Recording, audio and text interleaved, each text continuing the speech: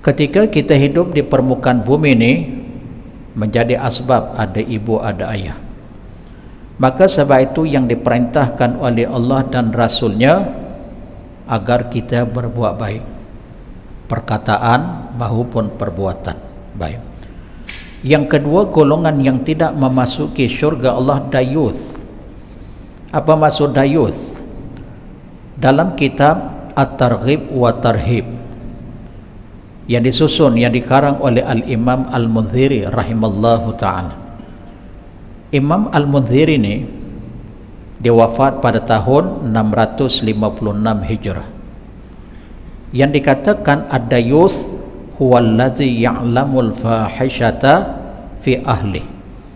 Itu huraian ya dalam bahasa Arab dalam kitab At-Targhib wa Tarhib karangan Al-Imam Al-Mundhiri, yang bermaksud orang yang mengetahui akan kejahatan. Yang dimaksudkan orang yang mengetahui ialah si suami. Alladzi ya'lamul fahishah, dia mengetahui kejahatan, kekejian, ketidakbaikan dari sudut sikap dan sifat, tutur kata dan perbuatan. Si suami mengetahui, melihat, mendengar kejelekan, ketidakbaikan dari sudut perangai, sikap dan sifat, tutur kata. Demikian juga perbuatan si isteri fi ahli, dalam keluarganya. Dengan arti kata yang paling mudah, si suami yang mendiamkan diri ketika mana ia mengetahui. Bagaimana dia mengetahui? Dia melihat, dia mendengar dengan yakin, bukan dengan syak. Dia melihat istrinya menyelisihi perbuatan yang diperintah oleh Allah dan Rasul, menyanggahi apa yang ditegah oleh Allah dan Rasul, itu yang dikerjakan, yang dilakukannya. Tiba-tiba si suami mendiamkan diri. Sebagai contoh, istrinya bertabarruj, ya, dibersolek. Kan dalam Quran, dalam surah Al-Ahzab juzuk yang ke-22 pada ayat yang ke-33, Allah akan berfirman, wa qarna fi buyutikunna. Walaupun ayat ini khususiah kepada isteri-isteri Nabi, waqarna fi buyutikunna, hendaklah kamu hai isteri-isteri Rasulullah berada di dalam rumah-rumah kamu, tak boleh keluar. Boleh keluar sekiranya ada keperluan yang mendesak, ya, ada keperluan berbuat demikian, contohnya membeli makanan, minuman, barang-barang keperluan harian, boleh keluar. Kemudian tegahan daripada ayat itu, sesudah diperintahkan duduk sahaja di rumah, wala tabarrujna tabarruja jahiliyatil ula, jangan mereka itu, yakni isteri-isteri Nabi, bertabarruj seumpama tabarruj orang-orang jahilah yang terdahulu. Nah, benar khususiah ayat nikah isteri-isteri Nabi, tetapi secara umumnya termasuk muslimat-muslimat yang berada di permukaan bumi Allah. Betullah di zaman Nabi, para sahabat, kemudian generasi sesudah itu sampai akhir zaman. Nah, contohnya si suami melihat istrinya bertabarruj, bersolek, lipstick, pakai shadow, bulu mata lentik, si suami perhati, tengok. Kemudian istri yang bersolek tadi, yang bercantik-cantik dari sudut tubuh badannya, mukanya dan pakaian jarang, nipis, sendat, suami perhati, tengok. Lalu disergah di istri, apa dia tengok? Wah, bengkeng betul si istri. Astagfirullah, kata dia suami. Ai ada mata, ai tengoklah. Salah ke ai tengok? Kan awak istri ai boleh tengok anytime. Jangankan you pak macam ni, you tidak ada sorak benang pun dipakai pun boleh tengok, hukumnya bukan haram. Awak tengok ai macam Cindy, macam perli je, awak yang terasa, ai tak kata pun. Suka ke tak suka? Disergak, nak kata suka pun tak suka. Siswa ini contoh. Bang, ai nak keluar. Ai bersolek, ai biasanya ai nak keluar. Abang bagi tak bagi, abang punya pasal, I nak keluar. Abang duduk dan diam di rumah, suami pun diam. Bermaksud mungkar tak? Pertama, mana mungkarnya? Cakap kasar dengan suami. Bukan bahasa bab bersolek. Bersolek itu nombor 2, nombor 3 dulu. Apa tengok-tengok? Tadi kan disebut kasar. Tidak boleh si isteri mengangkat suara kepada si suami. Tuan-tuan, ibu-ibu yang dirahmati Allah sekalian, coba kita baca sejarah Asiyah binti Muzahib. Siapa dia Asiyah? Isteri kepada si Fir'aun. Tuan-tuan, ibu-ibu tahu tak, dalam fakta sejarah menyebut Asiyah binti Muzahib ni, pasal apa dia salah seorang ahli penghuni syurga. Nabi sebut dalam hadis. Pasal dia tak pernah kasar kelakuannya, perbuatan dengan suaminya. Demikian juga lisannya, perkataannya tidak pernah mengangkat suara. Walaupun dia tahu suaminya ni syirik, suaminya menentang Allah dan Rasul. Nabi Musa alaihissalam tahu dia. Si Fir'aun ni pernah mengaku dirinya sebagai Tuhan. Mana ada manusia di atas permukaan bumi Allah yang sejahat seumpama si Fir'aun. Dia pernah kata dekat khalayak ramai, ana rabbukumul a'la, aku Tuhan kamu yang maha tinggi. Ya. Walaupun demikian, si Asiyah isteri Fir'aun ni tahu tak? Tahu. Dengan bersikap lemah lembutnya kepada suaminya, bukan bermaksud dia bersetuju dengan sikap, kelakuan, perbuatan si suaminya menentang Allah dan Rasul. Bukan begitu. Tapi tahu kedudukan dan label. Faham tu? Macam kita dengan ibu dan ayah, saya dah huraikan dalam kuliah yang terdahulu. Walaupun mak ayah kita seorang yang syirik kepada Allah, tapi hubungan kita adab. Kesyirikan dia dengan Allah, Allah yang hukum. Tapi kamu sebagai anak tetap beradab, berakhlak dengan semaksimum mungkin tutur kata kamu dan perbuatan kamu. Full stop. Nah, walaupun demikian, si Asiyah ni kerap memberi nasihat dan tunjuk ajar. Pasal apa?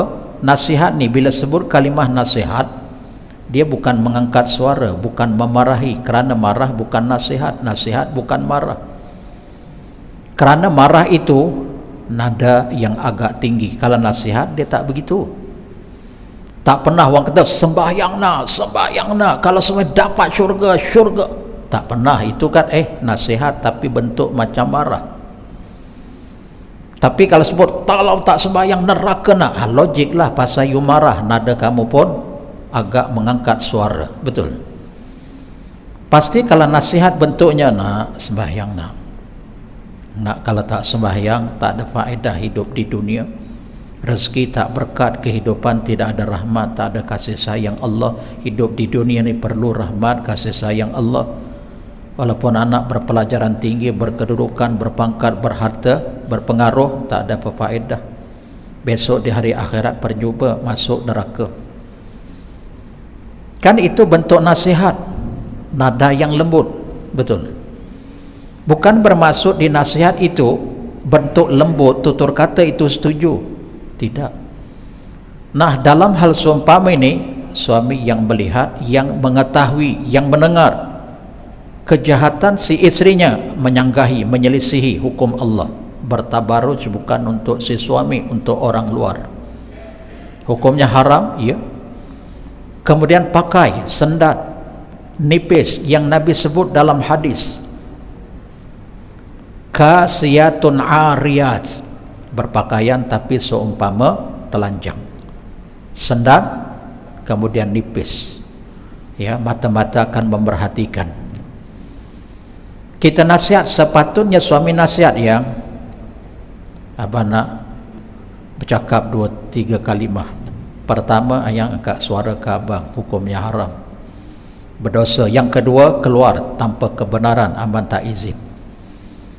Yang nak pakai macam ni boleh, tapi di rumah sahaja. Itu pun kena tengok, anak-anak tak ada, bolehlah. Anak-anak pun terperanjat tengok, apa kena mak aku ni. Silahi bulan anak yang kurang beradab, mak sehat ke tak sehat hari ni mak? Sehat, kata mak, terlebih sehat lah yang mak macam ni. Mak dia pun terasa macam disindir. Oh patutlah mak terlebih sehat, patutlah macam ni. Kebuang tabiat. Kalimah buang tabiat. Orang Melayu kan begitu. Kalau ada je lain daripada yang lain, kebiasaan begini, sekali-sekali macam ni, mulalah buang tabiat kot. Gitu. Kan dah kena dengan perbuatan si mak dia begitu. Ayah nak tabarus pakai macam ni, no problem. Tapi di rumah. Tadi yang kata nak keluar, abang tak benarkan, abang tak izin. Nah, kalau si suami mendiamkan diri, tahu perbuatan menyanggahi Al-Quran dan hadis, cakap kasar, tak dinasihat, keluar rumah dengan berpakaian, tidak menutup aurat, suami melihat, mendengar, mengetahui, mendiamkan diri, maaf, maka si suami itu terkategori dalam golongan ad-dayuth yang Nabi sebut tak masuk syurga. Habis. Baik, kita stop dulu bab tu. Sebab itu kan dalam Al-Quran, dalam surah At-Tahrim, juzuk yang ke-28 ayat yang ke-6, Allah akan berfirman, ya ayyuhalladzina amanu taqullah, ya ayyuhalladzina amanu, wahai orang-orang yang beriman, qu anfusakum wa ahlikum nara. Mula-mula Allah seru orang yang beriman. Dia bila sebut ya ayyuhalladzina amanu ni, umpamanya Allah menyeru hamba-hambanya yang beriman sahaja, bukan orang kafir, bukan orang munafik, yang kita kena saut seruan Allah. Ibarat kata macam mak ayah kita panggil nak, kita kena saut, ya mak. Begitulah perumpamaan bila sebut ya ayyuhalladzina amanu, ambil perhatian secara serius. Apa yang dipanggil, diseru. Pasti kalau tak perintah, tegahan. Salah satu di antara dua. Oh, ayat ni perintah Allah, apa dia? Kesinambungan ayat itu, qu anfusakum wa ahlikum nara, pelihara diri-diri kamu, hai orang yang beriman, dan ahli keluarga kamu, ditujukan khas kepada individu masing-masing. Kemudian si suami jaga diri dia, si isteri, anak-anak, individu, personal. Kemudian Allah perintah kat si suami yang menjadi ketua dalam keluarga tersebut, qu anfusakum wa ahlikum nara, dan ahli keluarga kamu, di bawah tanggungjawab kamu, di bawah payungan kamu daripada api neraka. Perhati tengok isteri kita, anak-anak kita di bawah tanggungjawab si suami, ketua keluarga, daripada neraka Allah yang Allah sebut waquduhan nas wal hijarah, yang akan mempenghuni, menjadi bahan bakar api neraka itu annas, yang pertama golongan manusia, yang kedua wal hijarah, batu-batu. Dari segi logiknya, buat apa batu menjadi bahan pembakar api? Tidak memberi kesan. Maksudnya Allah penghina. Allah menghinakan orang kufar Quraisy yang menyembah patung berhala. Kamu masuk neraka ni, patung ni yang kamu sembah, bab Allah masuk, Allah campakkan dalam neraka. You tak ada faedah. Patung ni, berhala ni, batu-batu ni yang menjadi sesembahan kamu, yang kamu setiap hari, minggu, bulan, tahun yang memahat, ya, memahat, penyudahnya kamu sembah, nah Allah campak dalam neraka. Satu penghinaan kan. Dan sikap seorang mukmin dengan mukmin ni kena sering tegur menegur, nasihat menasihati di antara satu sama lain. Dan kalau kita silap, ada orang menegur kita, alhamdulillah, syukur. Bukan kita memarahi. Salah ke betul ke aku punya pasal, buat apa you nak tegur? Kita besok mati lain kubur, kalau kena azab aku bukan kau. Subhanallah, itu jawapan sombong. Betul aku salah, you nak saya sebut tegur aku buat apa? Maksudnya itu orang sombong, tak menerima teguran, tak menerima kebenaran. Sebab itu dalam hadis riwayat Imam Muslim bersumberkan daripada Abdullah bin Mas'ud radhiyallahu an, apa Nabi sebut? Hadis tu panjang, kita ambil di hujung hadis. Di hujung hadis tu Nabi sebut al-kibru batarul haq wa ghamatun nas.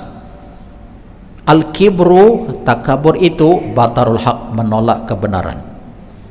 Tak apalah, I salah, lah you tegur buat apa? Betul lah, I salah.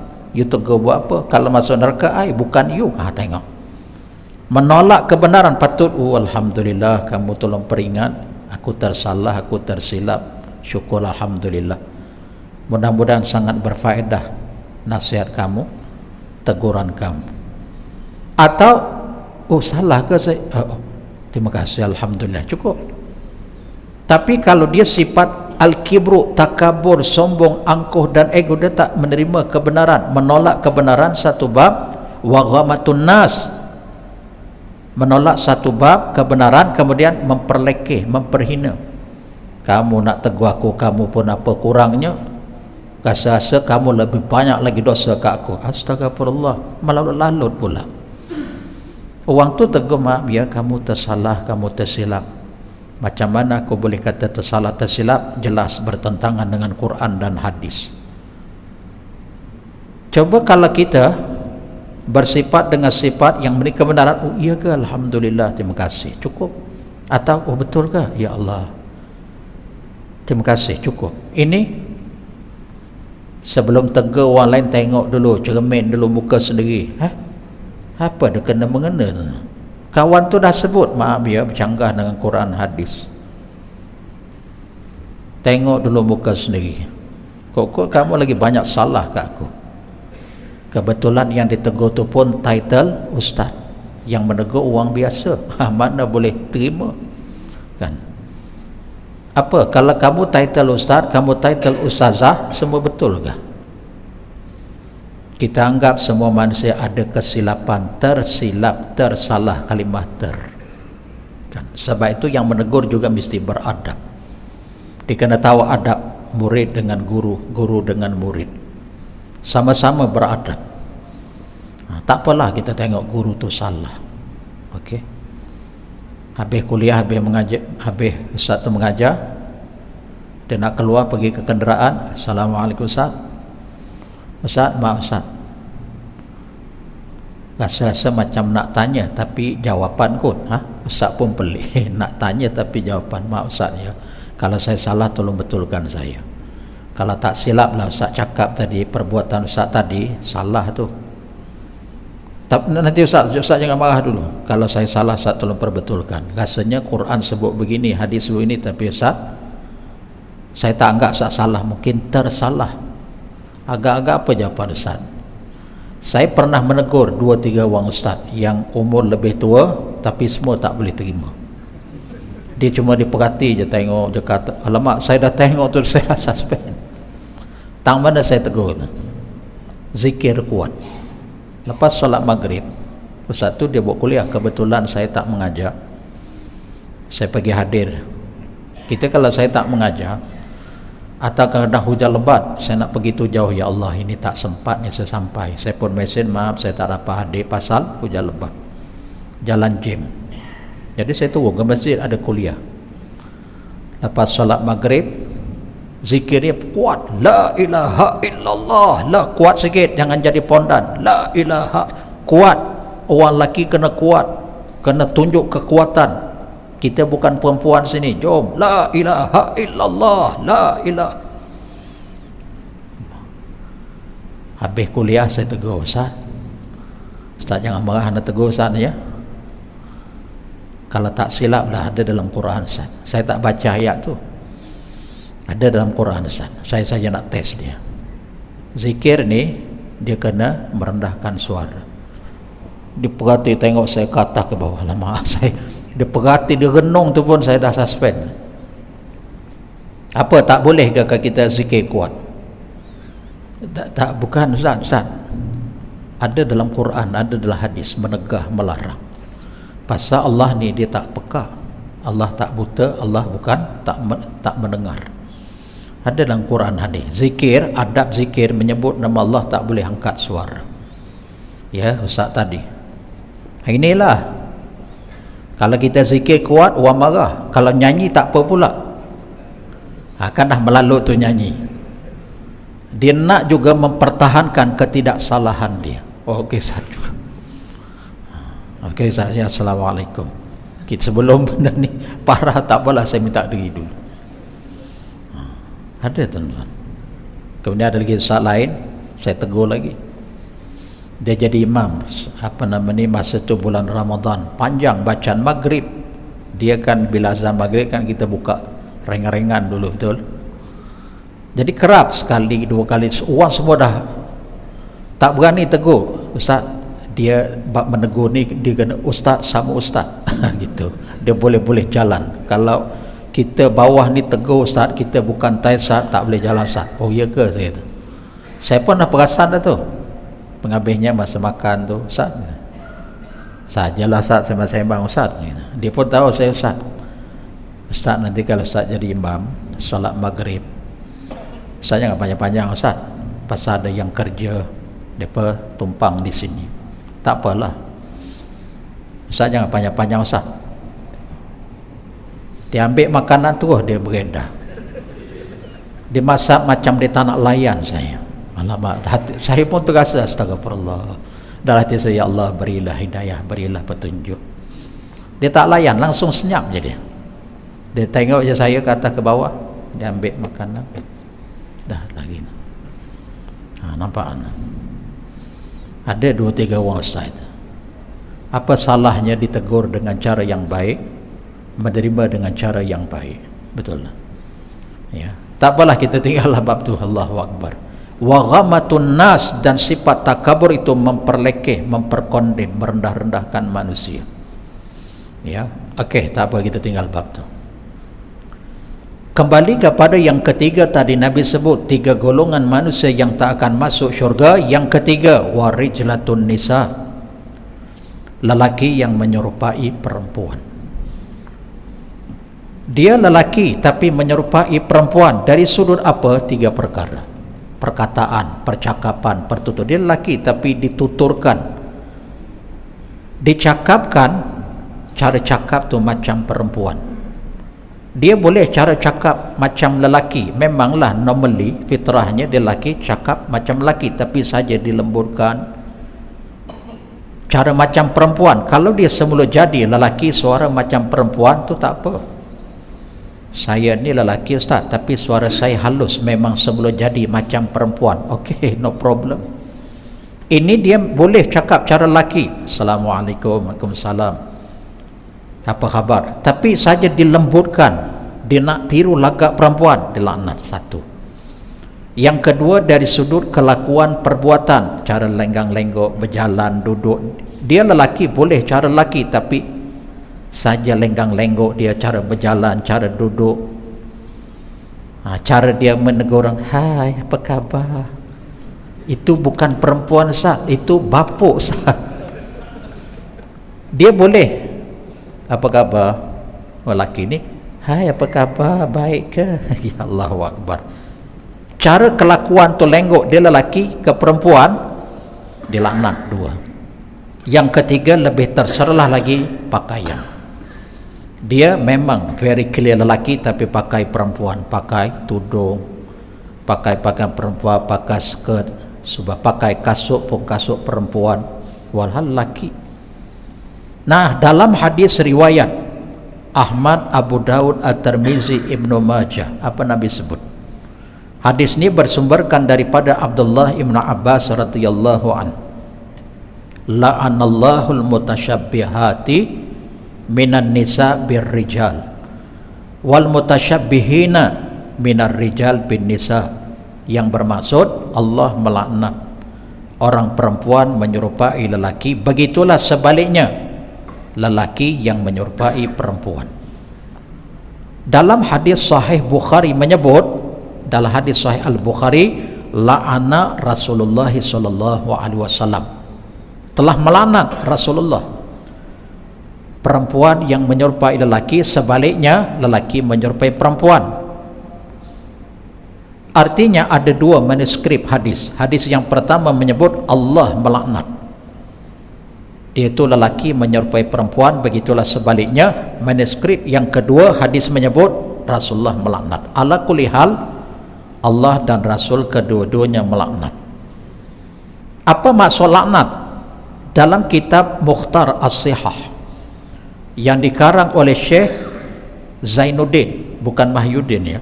Kalau Mahyudin Perdana Menteri kita yang ke-8 baru semalam diangkat, lebih kurang seminggu jadi komplit ya. Jadi kelengkabut, kemelut politik. Ya, siapa jadi Perdana Menteri gitu. Dan ada manusia ni pun kadang-kadang dia berbolak-balik tu.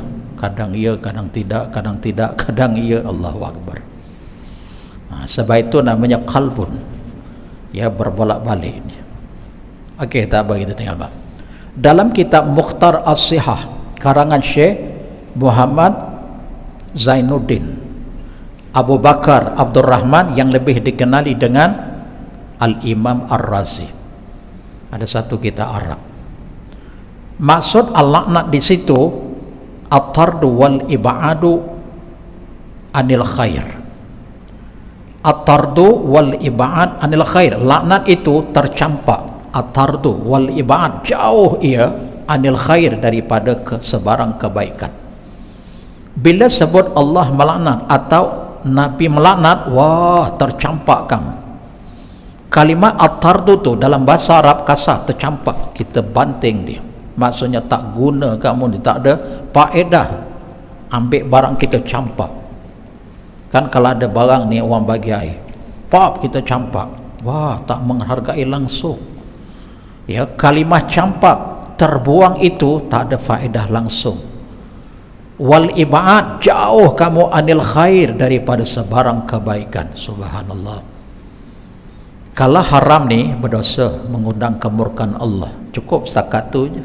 Tapi kalau laknat ni, ya Allahu Akbar, tak ada kebaikan, tak ada kasih sayang, tidak ada redha Allah dunia, bahkan besok di hari akhirat. Pasal Allah melaknat tu, Nabi juga melaknat. Kamu coba nak menyanggahi ciptaan Allah. Allah dah jadikan kamu baik-baik lelaki, pasal apa you nak jadi perempuan? Tutur kata, kelakuan dan juga pakaian. Allah dah jadikan kamu perempuan, pasal apa you nak merubah ciptaan Allah jadi lelaki? Sangat murka Allah dan Rasul. Subhanallah. Nah, walaupun demikian, maaf, kalau ada orang yang bersikap sedemikian, kita ni nak menginsafkan, nak menyedarkan dia, kita nak supaya dia kembali ke pangkal jalan, kita jangan marah-marah kat dia, jangan agresif. Saya tengok dalam YouTube, maaf ya, ini direkam. Saya tak tahulah tuan-tuan ibu-ibu berkenan dengan cara saya atau tidak, bersetuju atau tidak, tapi sebenarnya kita nak membaikkan dia, kita nak menyedarkan, nak menginsafkan dia, bukan kita marah-marah, bukan kita hina dia, cerca dia, maki hamun dia, baca Al-Quran, baca hadis, kita bom dia begitu. Oh, bukan begitu. Kalau kita nak menginsafkan anak kita, sebagai contoh, anak kita tak sembahyang, yang perempuan tak tahu aurat, kita marah ke kita nasihat? Kita tak menafikan hadis tu, betul, tak bermaksud lemah lembut. Kita memberi nasihat kat dia, kita bersetuju dengan perbuatan dia, dengan kelakuan dia, tak. Kita tetap tak bersetuju, cuma kita nasihat. Kita nak menyedarkan, mengisah, kita nasihat baik-baik, bukan baca Quran lantang. Sebab Quran ni Allah turunkan bukan untuk kita memarahi seseorang, tapi menginsafkan, menyedarkan seseorang. Tak boleh baca Quran, baca hadis dalam keadaan marah. Dalam keadaan kuat baca Quran hadis tu tak apa. Ya, macam khatib, dia kena tegas, kena kuat. Tapi bukan marah tu. Kalau kita marah dia pejam, celik, betul lah aku salah, tapi wajarkah kamu seorang pendai, ustaz, memarahi aku? Coba kalau kita nasihat, maaf, kamu tahu tak perbuatan kamu, kelakuan kamu, ya Allah, Allah laknat, Nabi laknat, tahu tak laknat? Nanti dulu, nanti. Laknat ni jauh daripada rahmat Allah, tak ada faedah hidup dunia. Besok di hari akhirat, subhanallah, kamu akan masuk neraka. Cukuplah. Tak apalah, yang telah berlaku biar berlaku, yang ke depan ni jangan. Macam anak kita, kita nak membaikkan dia, kita kena nasihat. Dah masuk waktu dah, 2 minit sempat. Mesti kita nasihat, nak anak tak solat, anak tak tutup aurat, subhanallah, mak abah ni betapapun kasih sayang ke anak ni, besok di hari akhirat masuk syurga neraka nafsi-nafsi. Amalan masing-masing, betapa Allah kasih sayang, abah pun tak boleh menyelamatkan. Apalah faedahnya buat begini, dan apa ruginya kalau kita mentaati Allah? Sembahyang pun tak lama mana kan. Kita menutup aurat ni Allah yang perintah. Bila Allah perintah mesti ada kebaikan, ada manfaat dunia dan akhirat. Begitu juga dengan dia, kita jangan memarahi dia, nasihatkan dia, tunjuk ajar kat dia. Ya, kerana dalam hadis, perhatikan baik-baik. Ustaz yang marah ni, perhatikan hadis ni, mungkin terlupa kot, tak jumpa hadis, wallahu a'lam. Dalam hadis riwayat Imam Muslim bersumberkan daripada Tamim Ad-Dari, apa Nabi sebut? Ad-dinu an-nasihah, agama itu nasihat. Dia masih dalam Islam, bukan dia murtad. Begitu juga ketika mana sahabat Nabi namanya Abdullah bin Jarir, dia masuk Islam pada tahun yang ke-8 Hijrah, peristiwa Fatu Makkah. Nabi pesan kat dia, likulli muslim an-nushu. Hadis riwayat Al-Bukhari dan Muslim. Setiap orang Islam mesti nasihat menasihati, hendaklah engkau bersifat menasihati kepada orang lain. InsyaAllah kita sambung kuliah kita di masa yang akan datang. Yang baik kita amalkan, yang tidak baik kita istighfar memohon keampunan.